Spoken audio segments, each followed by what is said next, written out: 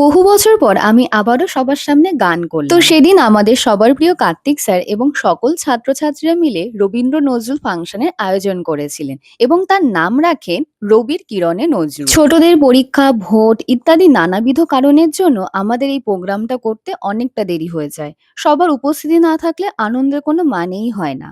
ছাদে উঠে এত লোক এসেছে দেখে আমি ভারী চমকেই গেছিলাম। এরপর রবীন্দ্রনাথের একটি উদ্বোধনী সঙ্গীত দিয়ে শুরু হলো আজকের অনুষ্ঠান। সেখানে উপস্থিত স্যারেরা এরপর দু চারটে কথা বললেন এবং আমাদের প্রিয় কার্তিক স্যার খুব সুন্দর একটা কবিতা পাঠ করে শোনালেন। এর আগে একটা কুইজ কম্পিটিশন হয়েছিল, সেখানে বিজয়ী ছাত্রছাত্রীদেরকে মেডেল পরিয়ে এখানে পুরস্কৃত করা হচ্ছে।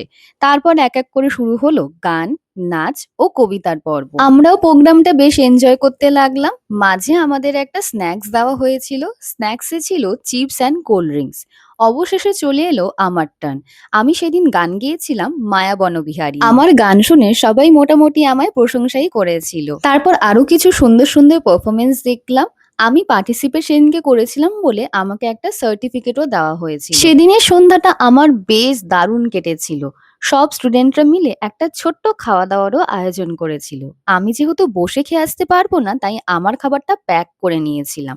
তোমাদের এই ভিডিওটা কেমন লাগলো তা অবশ্যই আমাকে কমেন্ট করে জানিও এবং এই ভিডিওটাতে একটা লাইক ও সাবস্ক্রাইব করো এবং ইনস্টাতে ফলো করো আমায়।